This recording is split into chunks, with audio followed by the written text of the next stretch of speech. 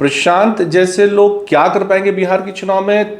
ये चुनाव थोड़ा जल्दीबाजी, अगले चुनाव में बहुत अच्छा कर लेंगे क्योंकि तब तक ग्राउंड ज्यादा मजबूत होगी। प्रशांत किशोर क्या है लोग बाग समझ जाएंगे। अभी मास नहीं है उनके साथ। I am so sorry to से।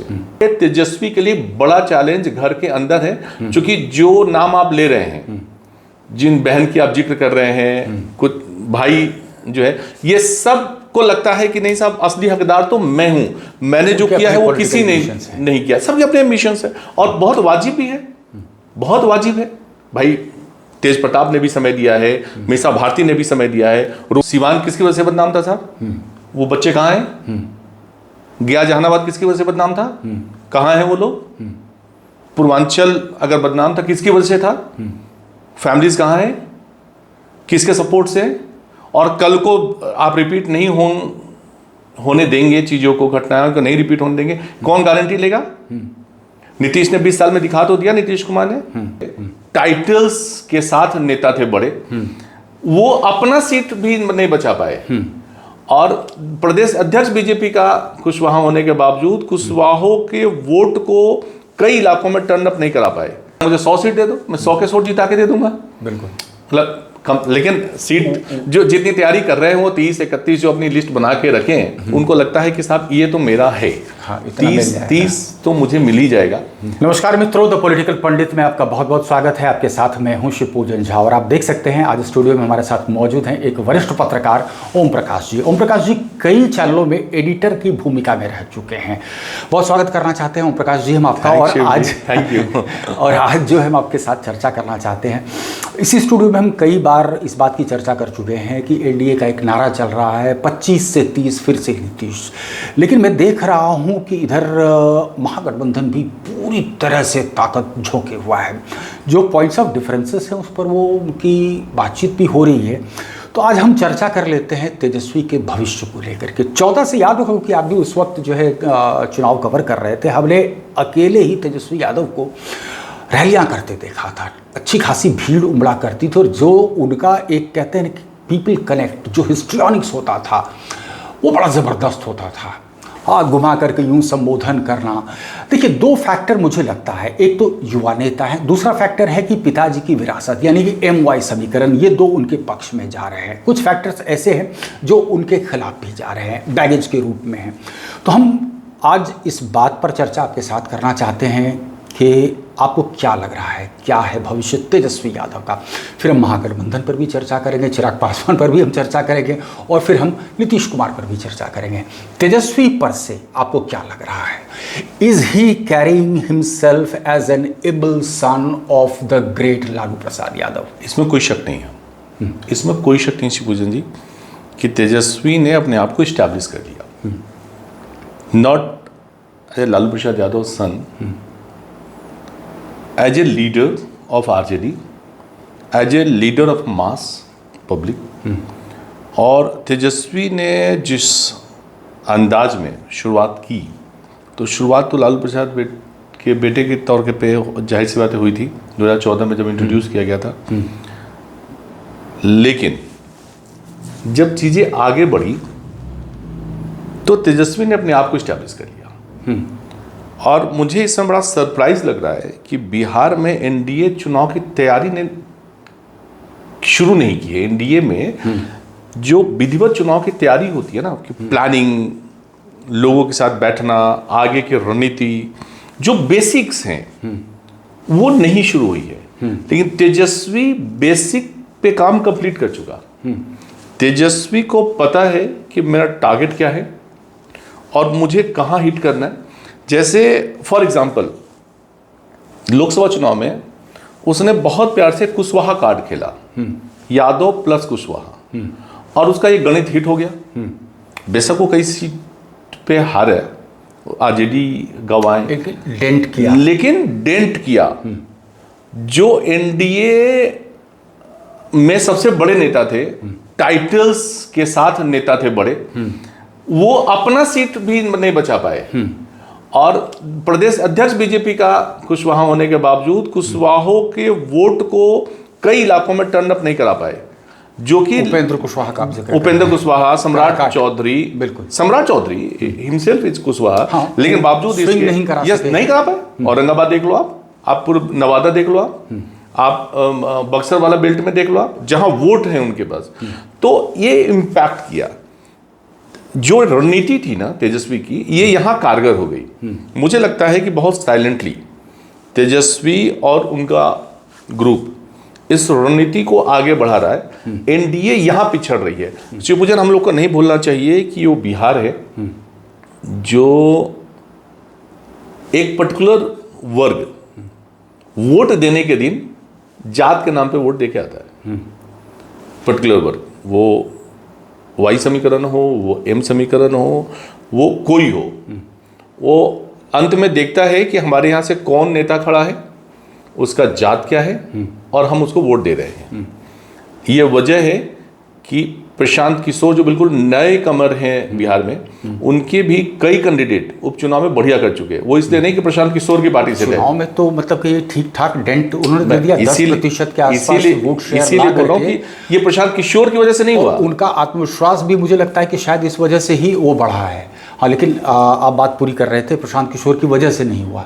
आप इक्वेशन की बात कर रहे थे, आप उस राजनीति की बात कर रहे थे। मुझे लगता है कि वो कास्ट लाइन की वजह से हुआ, वो लोकल कैंडिडेट की वजह से हुआ। प्रशांत जैसे लोग क्या कर पाएंगे बिहार के चुनाव में?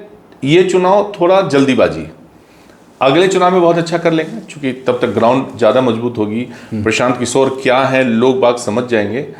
अभी मास नहीं है उनके साथ। I am so sorry to say, चाहे जितनी मेहनत कर ले, जो उनके साथ लोग हैं ना, वो मास नहीं है।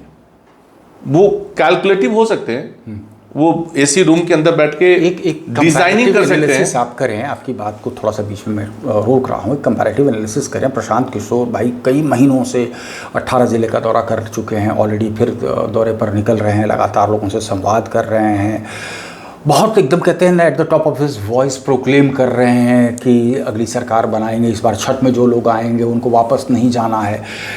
लेकिन इनको मशक्क़त करनी पड़ रही है, he is starting from zero.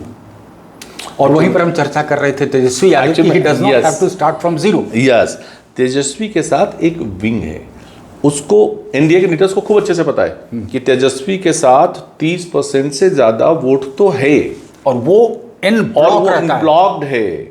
NDA को शुरुआत यहां से करनी है कि आप उसको ये मिनिमाइज कैसे करोगे, या अपनी लाइन को आप बड़ी कैसे करोगे।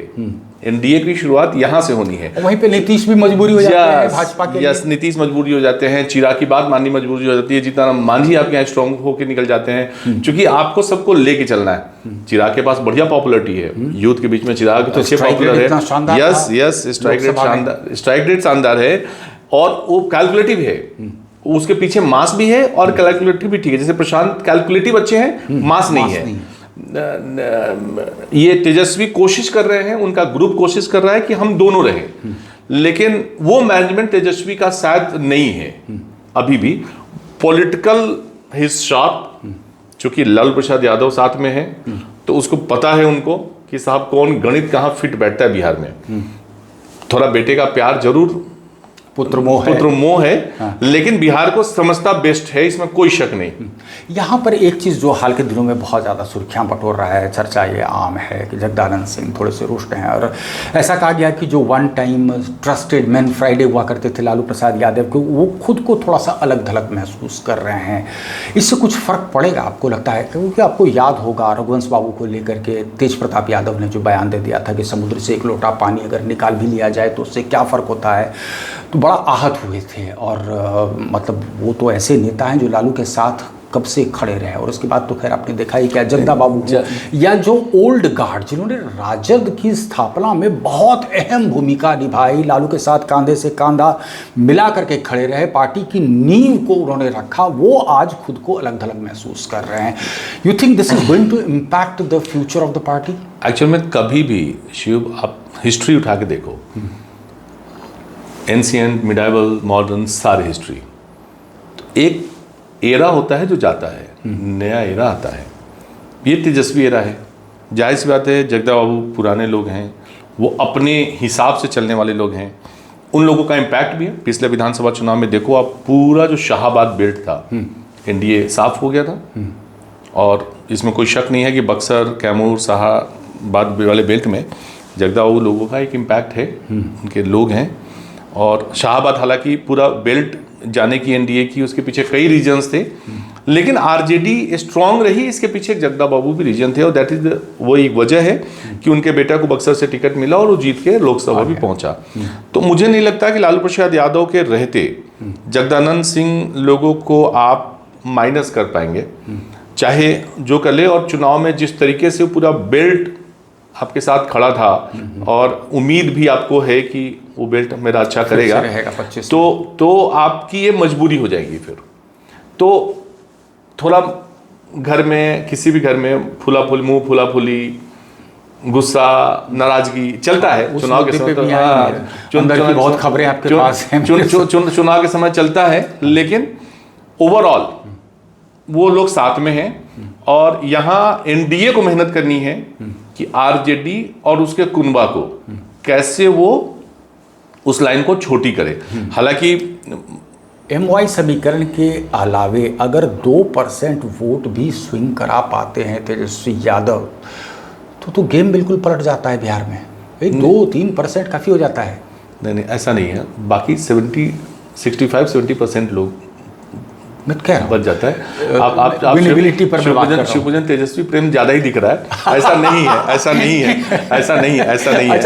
ये चीज मुझे राजद भी कई बार आरोप लगाते हैं कि भाजपा प्रेम बहुत दिखता है। वो तो उनको क्या बोलने की बीमारी है। क्योंकि मीडिया से एक डिस्टेंस बना के वो खुद रहता है लोग, है ना। वो वही चौकड़ी है जो साथ में घूमती नजर आएगी। पिताजी के समय भी वही था, सुपुत्र के समय भी वही है। वो चौकड़ी से बाहर नहीं निकल पाते और उनको लगता है कि बाकी सभी लोग जो है वो उनके अगेंस्ट है। हालांकि हम लोगों ने बिहार के वो दिन भी देखे हैं जब बिघाज कांड हुआ करते थे और जब रात को 10 बजे के बाद लोग नहीं निकलते थे, फैमिलीज के साथ नहीं निकलते थे। फैक्ट है, हम लोग उसके गवाह रहे हैं। हमने तब रिपोर्टिंग की है कि साहब रात को 1 बजे उठ के कौन से गांव जाना पड़े, कहाँ मैसेकर हो गया, मैंने हम लोग उसके गवाह रहे हैं। लेकिन खैर अब वो चर्चा की जरूरत नहीं है। मेरे पेरेंट्स ने मुझे भगा दिया था बिहार से, दिल्ली में रहो, वहीं पढ़ाई लिखाई करो। ये सब पुराने दिनों की बात है। इस समय बिहार में ये चुनाव शिवपूजन वाकई बहुत इंटरेस्टिंग होने वाला है, जिसमें तेजस्वी को अपने आप को स्टैब्लिश करना है और वो सारे काम जो बचे हुए हैं उनको करके दिखाना है कि साहब नई गलतियां अब नहीं दोहराएंगी। गलती जो हो गई वो हो गई, अब बिल्कुल नया बिहार होगा। हाल के दिनों में अपने इमेज के मेकओवर को लेकर के बहुत काम किया है। उदाहरण के तौर पर मैं बता दूं, ये डिबेटेबल टॉपिक है, बार बार भाजपा के लोग भी आरोप लगाते हैं। अभी आपने देखा होगा कि एक तरीके से बिहार ने इतिहास गढ़ा जब गांधी मैदान से नीतीश कुमार 2 लाख से ज़्यादा नियुक्ति पत्र देते हैं शिक्षकों को। मुझे लगता है कि बहुत बड़ा अचीवमेंट एक था और वहाँ पर नीतीश के साथ तेजस्वी नज़र आए। तो आपको नहीं लगता है कि उसका क्रेडिट भी कहीं ना कहीं तेजस्वी को जाता है? जाति जनगणना करने वाला राज्य बनता है बिहार, वहाँ पर भी तेजस्वी इनके साथ उस वक्त मौजूद रहते हैं। तो ये वो फैक्टर्स हैं आपको लगता है कि जो कंट्रीब्यूटरी हो सकते हैं? कि पहले की तो बात थी, ठीक है, नीतीश कुमार बार बार याद दिलाने की कोशिश करते हैं, याद है ना 2005 के पहले क्या था, लेकिन उसके बाद जो है भाई मतलब much water has flown in river Ganges. अब ये चीज़ें भी तो तेजस्वी के साथ कहीं ना कहीं नजर आएंगी कि इतना मैसिव एम्प्लॉयमेंट का जनरेशन हो, जाति जनगणना करने की बात हो, बिहार को एक ग्रोथ ट्रैजेक्टरी पर डालने की बात हो, इसका कुछ लगता है फायदा होगा या वो नीतीश के साथ ही होगा? उसके पहले शिवपूजन जी, तेजस्वी को अपने आसपास के पूरे लोगों की सफाई करनी पड़ेगी। अच्छा। उनको एक बड़ा काम आरजेडी के अंदर करना होगा, जिनके नाम के साथ बदनामी जुड़ी हुई थी, उस परिवार के कुनबा को तेजस्वी अभी भी अपने साथ ढो रहे हैं। ओके, क्योंकि बड़ी बात है। आप साहब, सिवान किसकी वजह से बदनाम था साहब? वो बच्चे कहाँ हैं? गया जहानाबाद किसकी वजह से बदनाम था? कहाँ हैं वो लोग? पूर्वांचल अगर बदनाम था किसकी वजह से था? फैमिलीज कहाँ है? किसके सपोर्ट से? और कल को आप रिपीट नहीं होने देंगे चीजों को, घटनाओं को नहीं रिपीट होने देंगे, कौन गारंटी लेगा? नीतीश ने 20 साल में दिखा तो दिया, नीतीश कुमार ने, कि साहब मैं रोक सकता हूं, पुलिस एडमिनिस्ट्रेशन को देख सकता हूं। छुटपुट घटनाएं कहां नहीं होती? हर जगह होती, हर जगह होती हैं और वो आप रोक नहीं पाएंगे। लेकिन उसके पहले तेजस्वी को अपने साथ अपने गैंग को ठीक करना पड़ेगा। हालांकि बहुत स्मूथ चल रहा है, बहुत बढ़िया तरीके से काम कर रहा है, इसमें कोई शक नहीं है कि एक बड़ी लकीर खिंची हुई है, जिसको जो एनडीए के लिए चिंता की बात है, लेकिन बावजूद इसके तेजस्वी को यहाँ पे शिव पूजन अपन मशक्कत अच्छी करनी पड़ेगी, क्योंकि ये एनडीए है, प्रचार तंत्र जाहिर सी बात है बहुत स्ट्रांग है, बहुत हेवी होगा। पाकिस्तान के साथ जो कुछ हुआ भाई, एक पहलगाम का जो बदला लिया गया एयर स्ट्राइक करके, वो किस तरीके से बिहार में भुनाया जाएगा आप और हम अच्छे से जानते हैं। तो लड़ाई अभी भी बड़ी है, लेकिन तेजस्वी को एक माइलेज है। दूसरा, बिहार फर्स्ट बिहारी फर्स्ट नेताजी, उनके यहाँ और भी कई लोग हैं जो इस बार वो ऑड मैन आउट नहीं हो रहे। नहीं, इस बार बिल्कुल नहीं हो रहे, उसके बाद से मुलाकात कर रहे हैं, आशीर्वाद ले रहे हैं। यस। अच्छा, वो थोड़ा सा मैं ये भी चर्चा करना चाह ही रहा था आपसे, वो पोस्चरिंग एक तरीके से कि थोड़ा सा भाई हमारा बढ़िया परफॉर्मेंस रहा है, लोकसभा में भी सीटें बढ़ जाएं, ये पोस्चरिंग तो है ही भाई, कौन नहीं चाहेगा। शिवपूजन, अगर आपका बच्चा 10th में 98% लाता है तो आपकी उम्मीदें तो बढ़ेगी ना, बहुत बढ़ेंगी। यही है भाई, उनको तो लग रहा है कि मैं तो बेस्ट परफॉर्मर 100% लेके आया हूं मैं, तो मुझे तो मेरे ऊपर भरोसा करो और 100% ले लो। वो तो कह रहा मुझे 100 सीट दे दो, मैं 100 के 100 जिता के दे दूंगा। बिल्कुल, मतलब लेकिन सीट जो जितनी तैयारी कर रहे हैं वो 30-31 जो अपनी लिस्ट बना के रखे हैं, उनको लगता है कि साहब ये तो मेरा है, 30 तो मुझे मिल ही जाएगा। उस समय बड़ी इंटरेस्टिंग और बिहार में दिन आने वाले हैं जब आप सुबह शाम भागदौड़ करके देखेंगे, सुबह फलाना फलाने के घर पहुंचा, फलाने ने फलानी बाइट दी, और अब जीतन मांझी को इतनी सीटें चाहिए, उपेंद्र कुशवाहा मुंह फुला के बैठे इतनी सीटें चाहिए, चिराग पासवान 2 दिनों से नहीं मिल रहे हैं लोगों से, साहब इतनी सीटें चाहिए। सीटर तो यहाँ बहुत हैं। अब देखिए वीआईपी की तरफ से ये बयान भी आ गया कि उप मुख्यमंत्री तो कंफर्म है, 60 सीटों का जिक्र वो कर रहे हैं, एकोमोडेट कैसे होगा नहीं होगा। लेकिन आज हम चर्चा कर रहे थे तेजस्वी को लेकर के, तो तेजस्वी के क्या है कि there is always a threat from outside and also a threat from within का मतलब आप समझ गए। हाल के दिनों में कुछ खबरें आई थी कि दीदी नाराज़ हो गई हैं और रात में ही किसी होटल में चली गई। उनकी सबसे ज़्यादा लड़ाई ना अंदर ज़्यादा है, बाहर वालों से कम है। इसको कैसे देख रहे हैं आप? लालू ने परिवार को लगभग एकजुट रखा था, लेकिन अब आज की तारीख में जो अंदरूनी लड़ाई है, अंदरूनी कलह है ना, वो it has boiled down to dirty linen washed in public. ना, आप भूल रहे हैं, लालू प्रसाद ने किस परिवार को एकजुट रखा था? क्या लालू प्रसाद ने अपने रहते किसी भाई को आगे आने दिया? किसी भाई के बच्चे को पॉलिटिक्स में आगे आने दिया? क्या लालू प्रसाद यादव ने अपने फैमिली के अलावा किसी और फैमिली को? अपनी ही फैमिली का मैं बोल रहा हूँ। तो अपने तो बच्चे थे ना उस समय, बच्चे। अब वही टाइम आ गया कि Tejashwi is in the role of Lalu Prasad Yadav और बाकी सब लोग इर्द गिर्द हैं। अब तेजस्वी पे डिपेंड करता है कि आप सबको आउट करते हो कि इन रखते हो।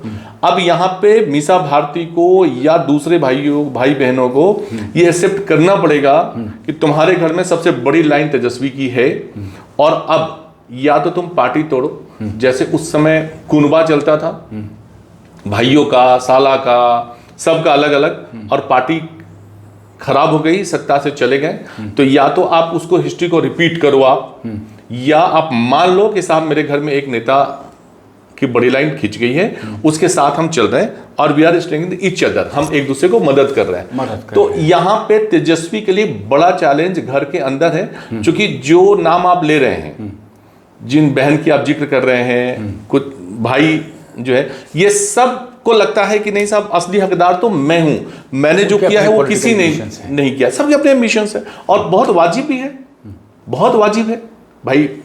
तेज प्रताप ने भी समय दिया है, मीसा भारती ने भी समय दिया है, रोहिणी ने अपना किडनी दे दिया, तो उसकी भी अपनी महत्वाकांक्षा है, तो हर आदमी की अपनी महत्वाकांक्षा है।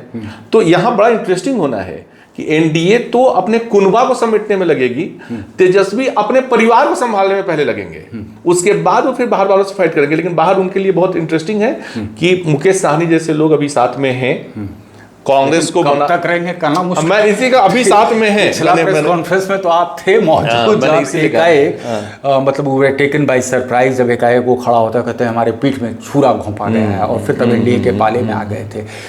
पॉलिटिकल एम्बिशंस बहुत हाई हैं, बहुत है। वैसे में उनको मतलब अपने कुनबे में रखना मुझे लगता है बहुत।